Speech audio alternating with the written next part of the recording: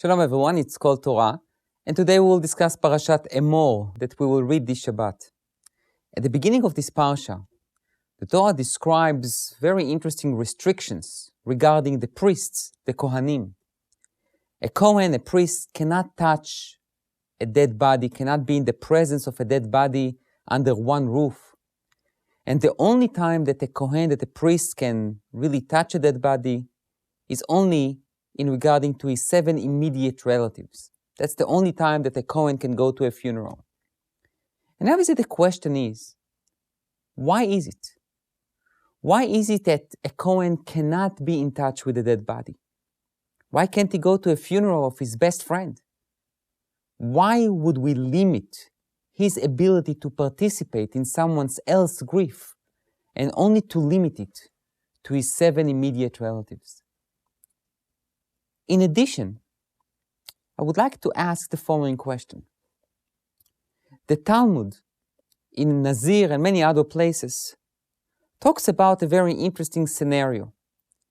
If a priest goes, even if a high priest goes on his way and he sees a dead body, someone died, and no one else is there to bury him, he himself needs to bury that person. It's called met mitzvah.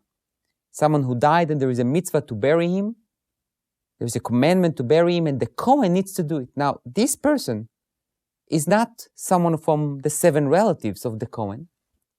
And obviously the question is, why would we obligate the priest to bury that person that he has no idea who he is? And I would like to suggest the following idea. When we think about the priest, we know that he represents the values of kindness and sanctity and being there and a teacher to help and to encourage and to teach the people the values that we all believe in. Now let's just imagine something. Let's say that this priest who represents all those beautiful values goes and sees a dead body that no one else is there to bury him, and he looks at the body and he says, sorry, I need to go on my way because I can't touch you. I don't think anyone, if anyone will hear about that story, would like to learn from that priest. How can you talk about kindness and helping others and teaching and all those God's values when you see a dead person and you don't bury him? It's not that kindness is more important than commandments. But in that specific case, when there is a met mitzvah, there is a person that cannot be buried unless the Kohen will bury him. Hashem says, you must bury him, be impure, go through the process of purification, but you must bury that person. Because you can't talk about something and don't do it.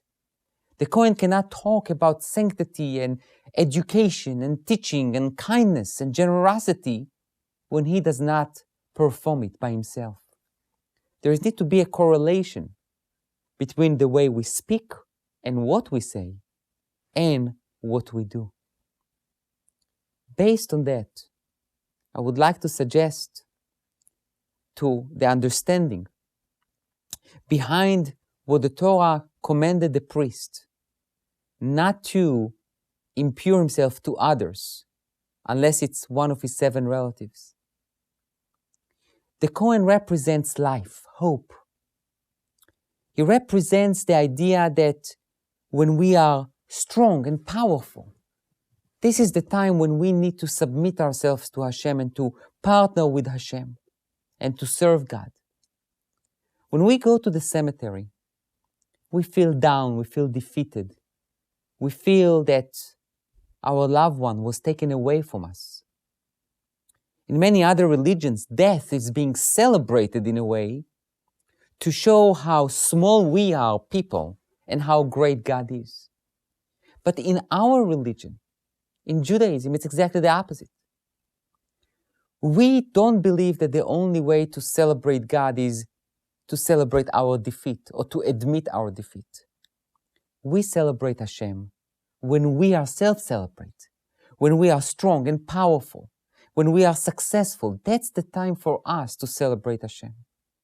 So therefore, when we go to a funeral, the Kohanim will stand outside of the funeral, of the cemetery, to show us.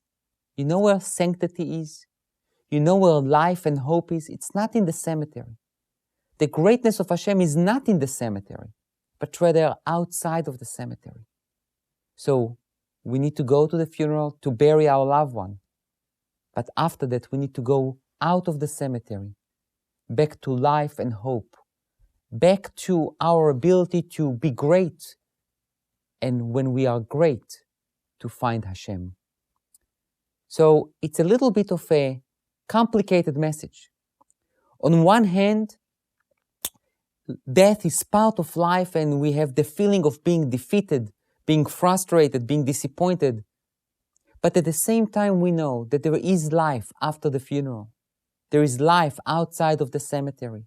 And the Kohen that represents kindness and hope will provide us this hand, to extend the hand to us, so we can go back to life and to have great hopes for better lives for ourselves and our world. Thank you.